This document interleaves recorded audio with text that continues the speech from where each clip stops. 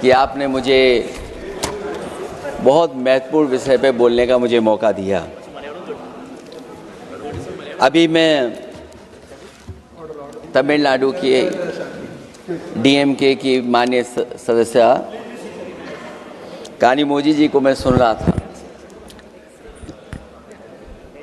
और उन्होंने मैं उनको धन्यवाद देता हूं कि कई महत्वपूर्ण बातें उन्होंने रखी और अभी भी उनको अपनी अच्छी बातों के लिए बधाई मिल रही है। हमें खुशी है इस बात की कि विपक्ष में जो लोग हैं उनको बधाई मिल रही है, लेकिन सत्ता पक्ष के लोग जब बोल के जा रहे हैं तो उनके सदस्य भी उन्हें बधाई नहीं दे रहा कोई। अध्यक्ष महोदय, मैं धन्यवाद देता हूं आपका भी, और क्योंकि मैं उनकी बात सुन रहा था, उनकी बात सुनने से मुझे कुछ याद आया। मैं ये कहना चाहता हूं 2 लाइनों में कि मैं दुनिया को मनाने में लगा हूं। अध्यक्ष महोदय, मैं भारतीय जनता पार्टी के लिए बता रहा हूं ये लाइनें कि मैं दुनिया को मनाने में लगा हूं, मेरा घर मुझसे रूठा जा रहा है। मैं दुनिया को बनाने में लगा हूं, मेरा घर मुझसे रूठा जा रहा है। अध्यक्ष महोदय, बात शुरू करने से पहले मैं सबसे पहले भारत की सेना, उसका आभार, उसका धन्यवाद देना चाहता हूं। दुनिया में साहसी फौजों में गिनती अगर होती है तो हमारी भारत की सेना सबसे आगे दिखाई देगी। उनके पराक्रम पर, उनकी वीरता पर, उनके अदम्य शौर्य पर हमें सबको गर्व है। कोई ऐसा भारतीय नहीं होगा जिसको गर्व न हो। हमें अपनी फौज पर गर्व है और हमें इस बात के लिए भी गर्व है कि जब सेना ने अपना ऑपरेशन शुरू किया तो पाकिस्तान के जितने भी टेररिस्ट कैंप थे उन पर अटैक किया गया। न केवल पाकिस्तानी कैंपों को नष्ट किया गया, बल्कि पाकिस्तानी जो एयर बेस है उन तक पहुंच गए, उनको भी नष्ट किया, ध्वस्त किया। और जब हमारी फौज पाकिस्तान को हमेशा हमेशा के लिए एक पाठ पढ़ा सकती थी, एक ऐसा संदेश जाता कि भविष्य में पाकिस्तान कभी ये हिम्मत नहीं जुटा पाता। और ऐसा भी लगा हम लोगों को,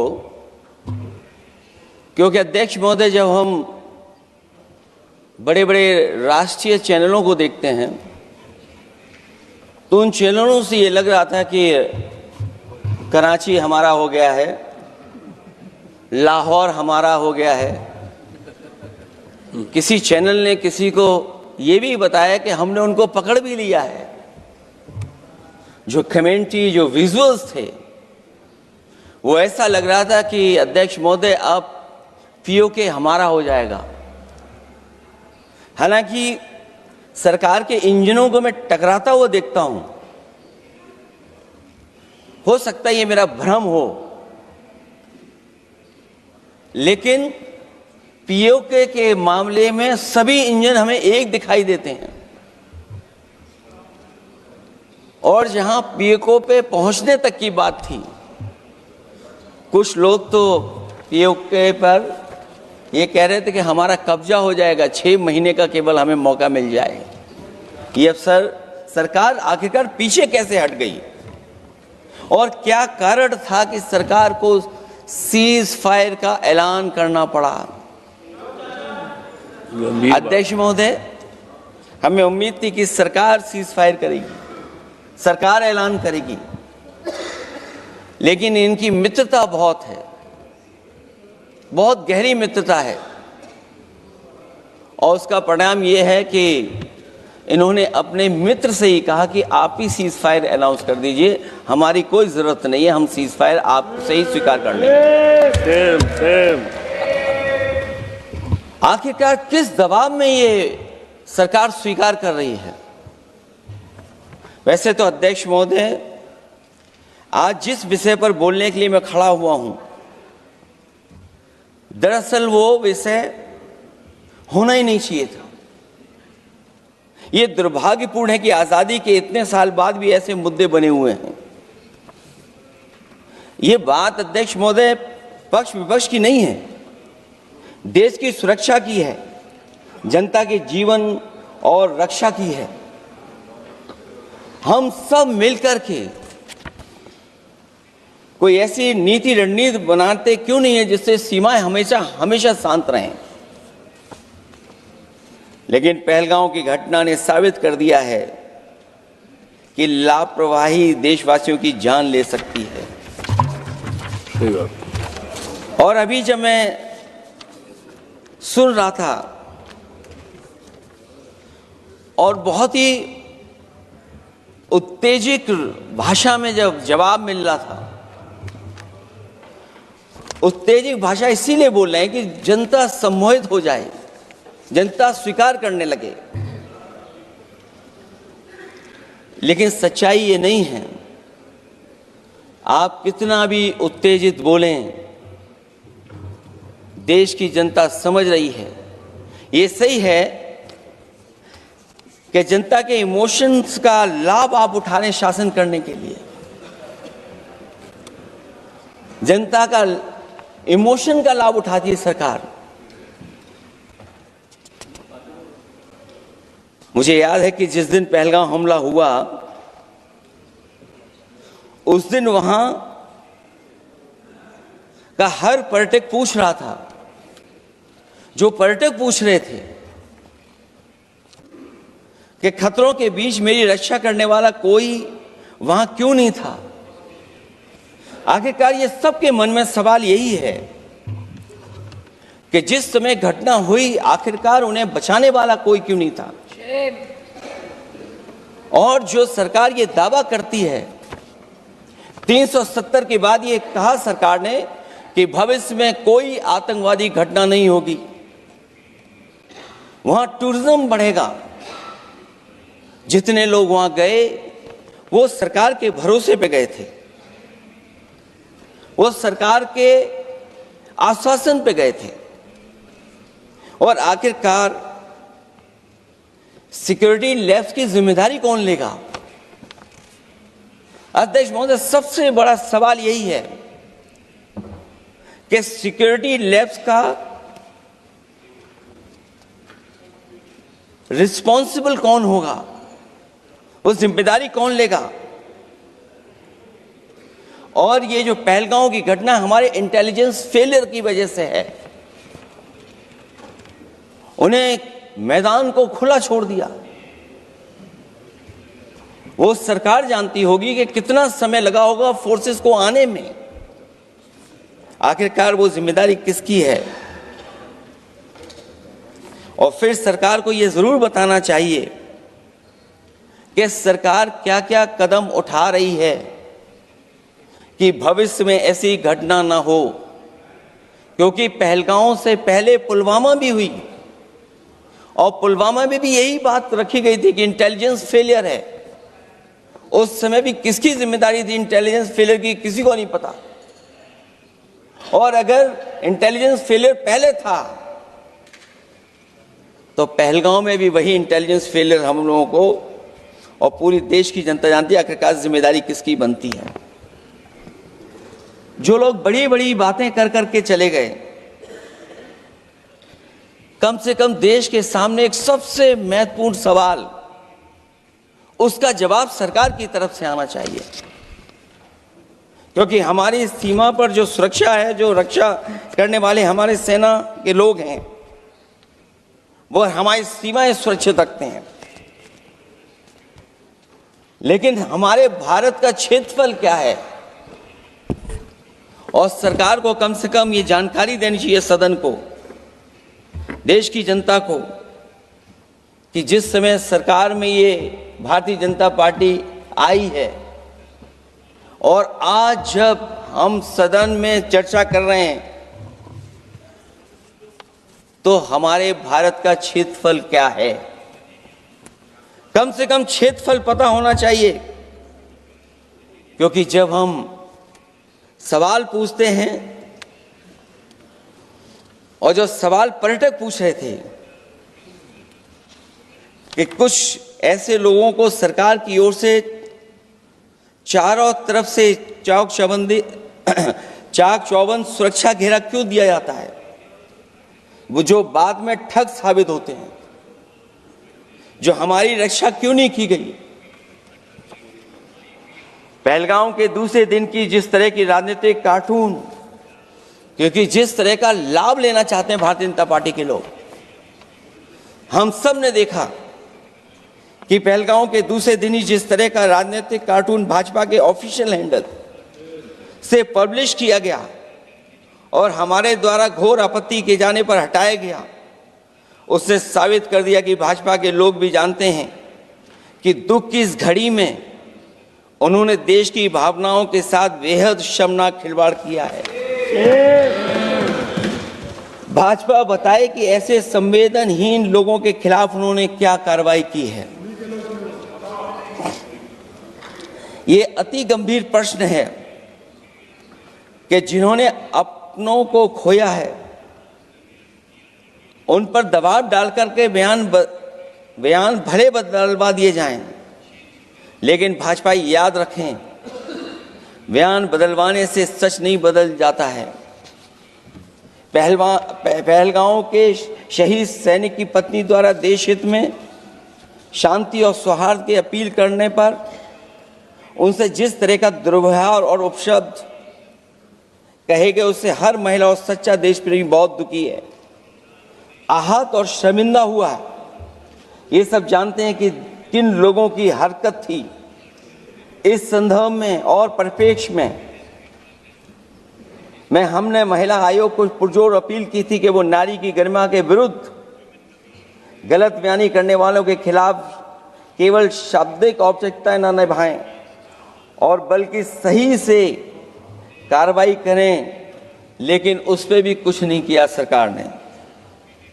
पहलगाम की पीड़ित महिलाओं के बारे में कहे गए बयान के लिए निंदनीय शब्द से निंदनीय शब्द तक को आपत्ति होगी। नारी वंदन की जगह नारी का अपमान, निंदा और हर संभव शोषण उत्पीड़न करना ही भाजपा का असली चेहरा है, जो बेहद शर्मनाक है। पहलगाम में हुए आतंकवादी हमले के जवाब में एलजी साहब ने कहा कि वो इंटेलिजेंस फेलियर है, लेकिन यह नहीं बताया कि फेलियर क्यों हुआ है। अध्यक्ष महोदय, मैं उम्मीद करता हूं कि सरकार का ये जवाब जरूर आए कि फेलियर क्यों हुआ है। ऑपरेशन सिंदूर के नाम पर जो प्रचार किया गया वो भी निंदनीय है। सच तो यह है कि ऑपरेशन सिंदूर का होना ही सरकार की विफलता का प्रतीक है। इससे बड़ी विफलता सरकार की कोई नहीं हो सकती कि अध्यक्ष महोदय हम और आप सब मिल करके बैठ करके सिंदूर ऑपरेशन पर बहस करें, चर्चा करें।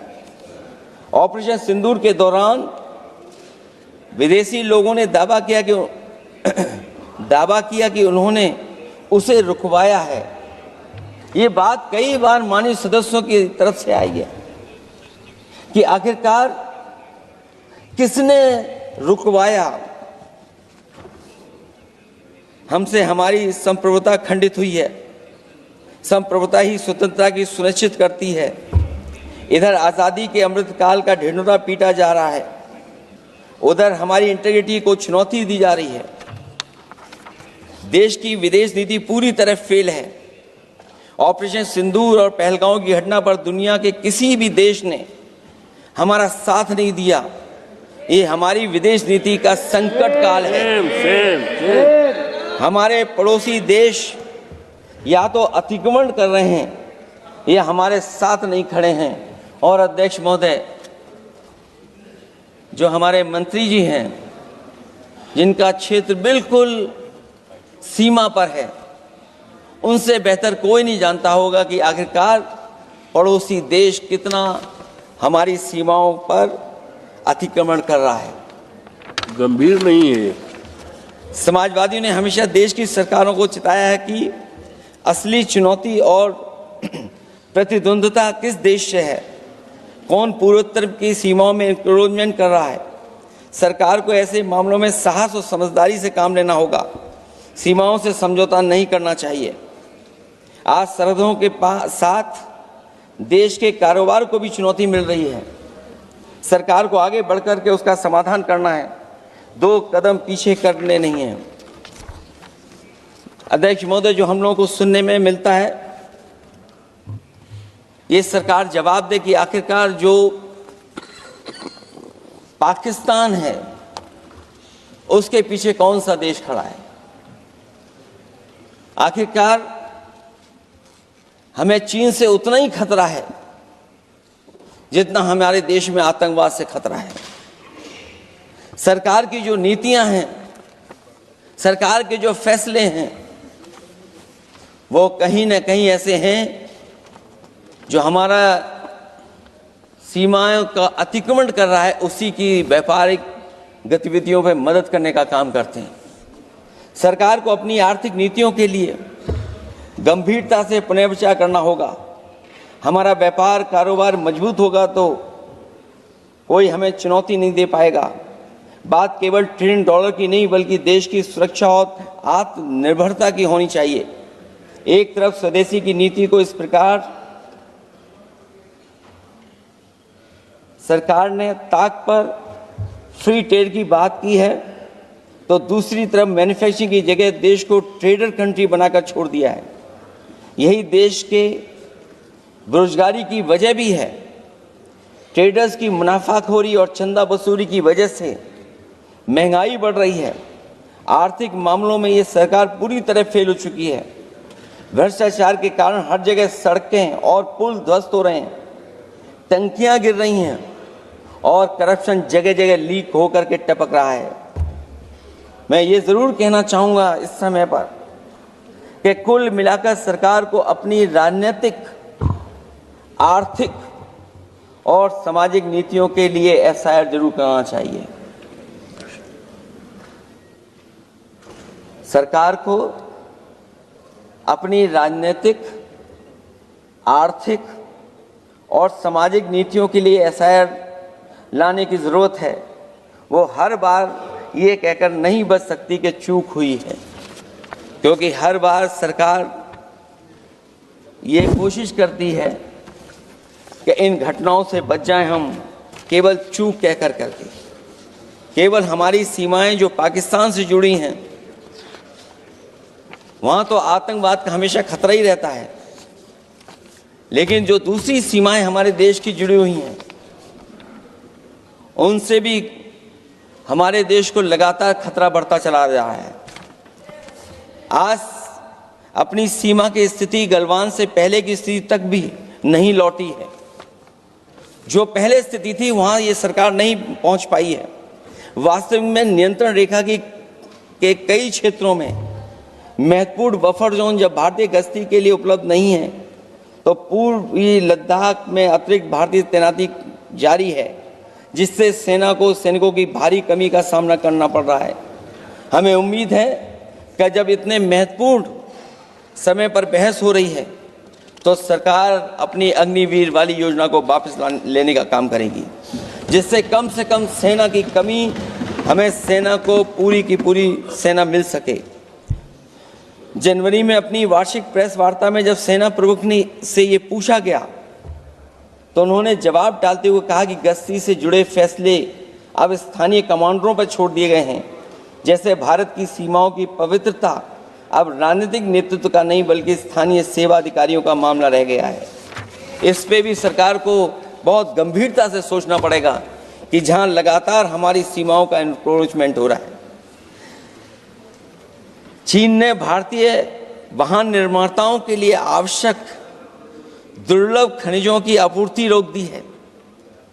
सुना है कि बुलेट ट्रेन प्रोजेक्ट के लिए सुरंग खोदने वाली मशीनें, डीएपी जैसे उर्वरक और यहाँ तक कि कई बड़ी कंपनियों की रणनीति के तहत उनकी सप्लाई रोकने का काम किया है।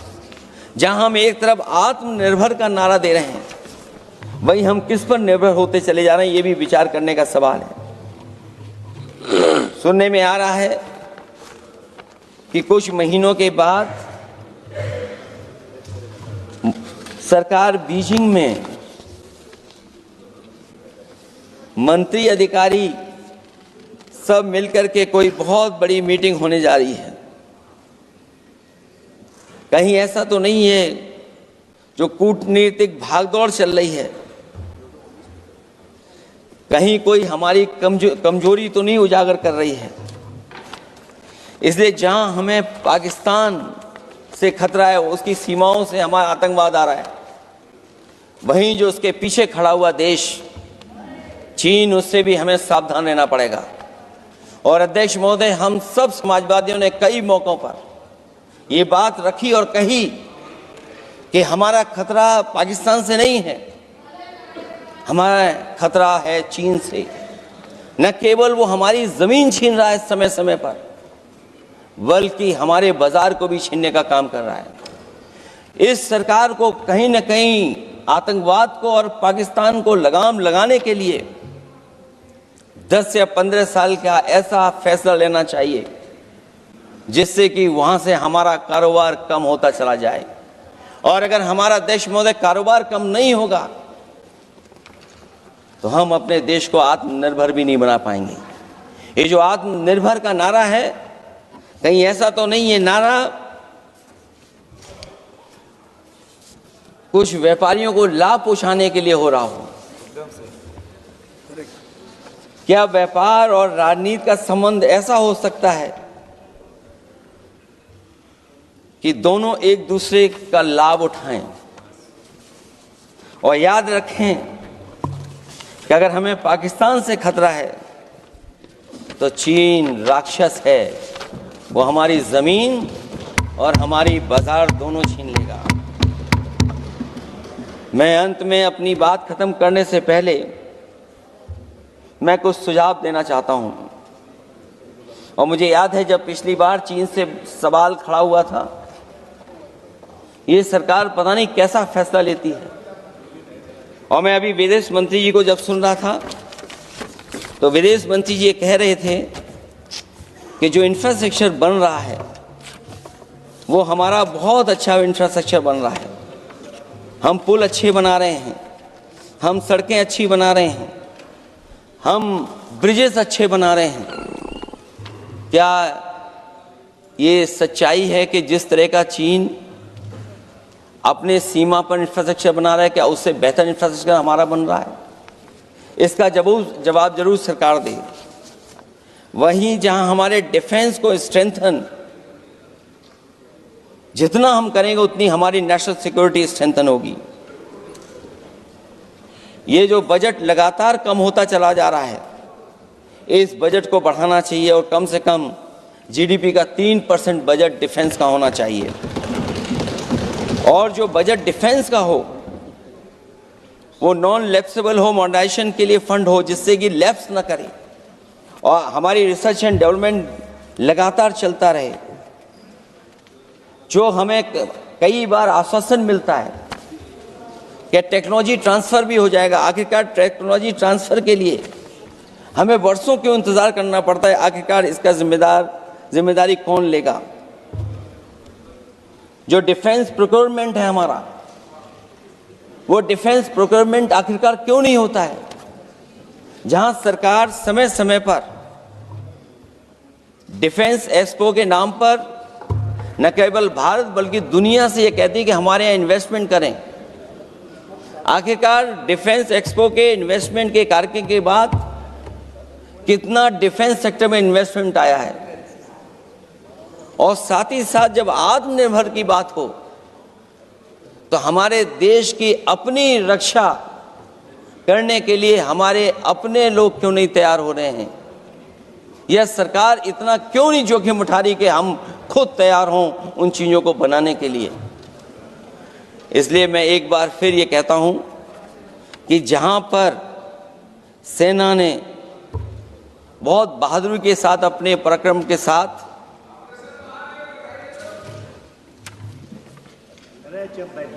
पराक्रम, वीरता और अदम्य शौर्य की जो उन्होंने परिचय दिया, उसके लिए फौज को मैं बधाई देता हूं। लेकिन अभी जब मैं सुन रहा था,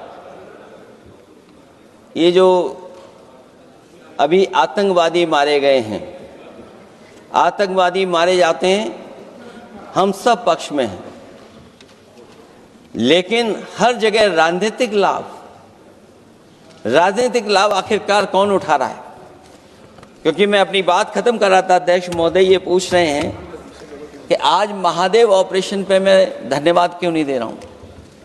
अध्यक्ष महोदय, जिस समय समर्थन की बात आई, पूरे देश के जितने भी राजनीतिक दल हैं वो आपके साथ थे। आखिरकार इनकाउंटर कल ही क्यों हुआ?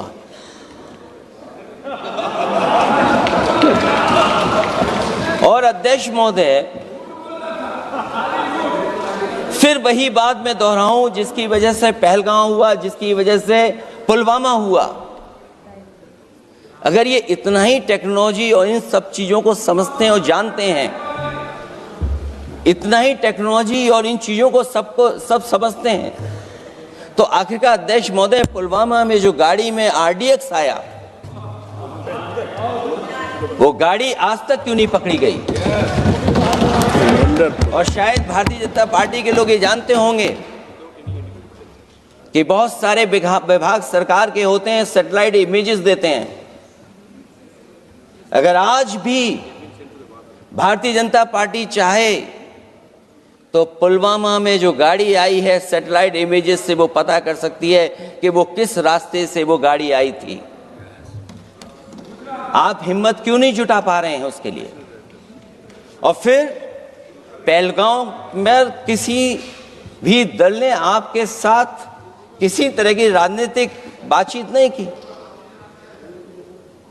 लेकिन राजनीतिक लाभ आपने कांग्रेस पार्टी से भी उठाने की कोशिश की, हमारे से भी उठाने की कोशिश की। अगर डेलीगेशन भेजना ही था आपको, तो पॉलिटिकल पार्टीज तय करती हैं, आप नहीं तय कर सकते। ये राजनीति कौन कर रहा है? और फिर अध्यक्ष महोदय, राजनीति करने वाले वो लोग जो अपने चुनावी भाषण में कह रहे थे कि POK हम 6 महीने में ले लेंगे, हम अक्साई चिन्ह ले लेंगे। इसीलिए मैंने सवाल पूछा अध्यक्ष महोदय सरकार से कि जिस समय सरकार में भारतीय जनता पार्टी आई, उस समय भारत का क्षेत्रफल क्या था और भारत का क्षेत्रफल आज क्या है? क्या 5 फिंगर्स, पेंगोंग लेक, गलवान घाटी, रजांगला, उसका जवाब किसके पास है? सरकार के पास है क्या कि नहीं है? और मैं आज अध्यक्ष महोदय कहता हूं, हम वॉर के खिलाफ हैं, हम वॉर नहीं चाहते हैं, लेकिन सीमा पर शांति रहे, हमारा कोई इंक्रोचमेंट नहीं करे। झगड़ा मैं आज भी कहता हूं, ये लड़ाई आपको, जो लड़ाई हुई है वो पाकिस्तान से आप नहीं लड़े हैं। अध्यक्ष महोदय, आप कितना भी छिपना चाहोगे, छिपाना चाहोगे, कोई भी स्वीकार नहीं करेगा। ये जो लड़ाई लड़ी गई है, ये आपको चीन से लड़नी पड़ी थी। और जो समय आप बताते हैं कि इस समय से इस समय तक हमारी एयरफोर्स और हमारे लोगों ने हमला किया, टेररिस्ट लोगों के तमाम सेंटर्स को खत्म किया है, तो हमारे मन में भी एक इच्छा आती है कि हमारे सबसे बेहतरीन एयरक्राफ्ट जो नींबू और मिर्च लगा करके जिनकी पूजा की गई थी, वो कितने उड़े थे? हम और सवाल नहीं पूछना चाहते हम आपसे, मैं केवल इतना पूछना चाहता हूं कि जिन एयरक्राफ्टों को नींबू और मिर्च लगा करके पूजा की गई थी। वो एयरक्राफ्ट कितने उड़े थे? हमें अपनी पूरी एयरफोर्स पे गर्व है। इतने बेहतरीन पायलट किसी के पास नहीं है जितने बेहतरीन पायलट हमारे पास हैं। और हम समाजवादी वो लोग हैं जिन्होंने ऐसा इंफ्रास्ट्रक्चर सड़कों का बनाया था कि अगर कभी इमरजेंसी हो तो आपका एयरक्राफ्ट वहां पर उतर जाएगा। और देश में पहली बार सुकोई, मिराज और हरकुलस अगर किसी ने सड़क पर उतारे थे तो वो समाजवादी पार्टी और हम लोगों ने सड़क पर उतारने का काम किया था। सही बात। और दूसरा, अध्यक्ष महोदय, मैं और जानकारी देना चाहता हूं। आपके देश के प्रधानमंत्री जी हमारे देश के नहीं, हमारे भी प्रधानमंत्री हैं। हमारे हैं, बात खत्म हो रहा है।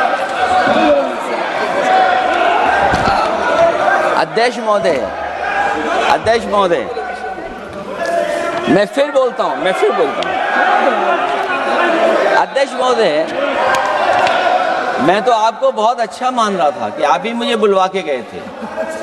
मैं फिर बोलता हूं, देखिए प्रधानमंत्री जी की लाइनें हैं ये वाली, मैं दुनिया को मनाने में लगा हूं, मेरा घर मुझसे रूठा जा रहा है। आखिरकार कौन रूठा हुआ है? इस देश में जो हमने देखा इतने दिनों में, प्रधानमंत्री जी डिफेंस मिनिस्टर का भी रोल प्ले कर रहे थे। इसलिए जिस सड़क पर हमारे देश के प्रधानमंत्री जी हरकुलस विमान से उतरे थे, वो हाईवे किसी ने डिजाइन किया था? तो समाजवादी लोगों ने डिजाइन किया था। यूपी में तो डिजाइन हो गया एक और, लेकिन देश में क्यों नहीं ऐसी सड़कें बन रही जहां पर इमरजेंसी के समय पर एयरफोर्स इसको इस्तेमाल कर सके?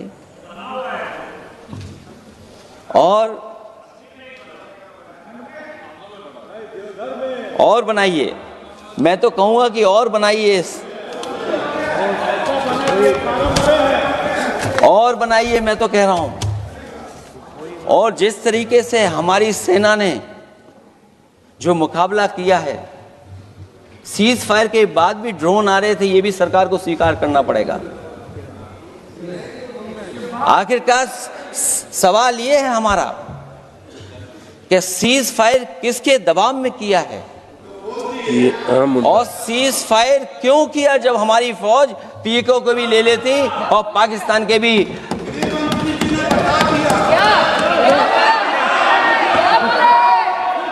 अध्यक्ष महोदय, सीज फायर आपके मंत्री जी ने नहीं किया। सीज फायर आपके मंत्री जी की तरफ से नहीं आया, क्योंकि हमारे मंत्री जी वो सोशल मीडिया को देखते नहीं हैं। सबसे पहले सोशल मीडिया पे बात आई थी, आपको 1 घंटे बाद किसी ने पढ़ के बताया होगा। इसलिए अध्यक्ष महोदय, मैं केवल इतना कहना चाहता हूं अपनी बात खत्म करते हुए, आखिरकार इंटेलिजेंस फेलियर की जिम्मेदारी किसकी है? हमारे भारत का क्षेत्रफल कितना 2014 में था और आज क्षेत्रफल क्या है? और लगातार इनकी सरकार में आतंकवादी घटनाएं क्यों हो रही हैं? और हमारे देश को खतरा पाकिस्तान से तो है ही है, लेकिन उससे ज्यादा खतरा हमारा चीन से है। आखिरकार चीन से मुकाबले के लिए आपकी तैयारी क्या है? मुझे उम्मीद है कि जब सिंदूर ऑपरेशन पर सरकार की तरफ से जवाब आए तो इन सवालों का जवाब आए। बहुत बहुत धन्यवाद आपका। धन्यवाद।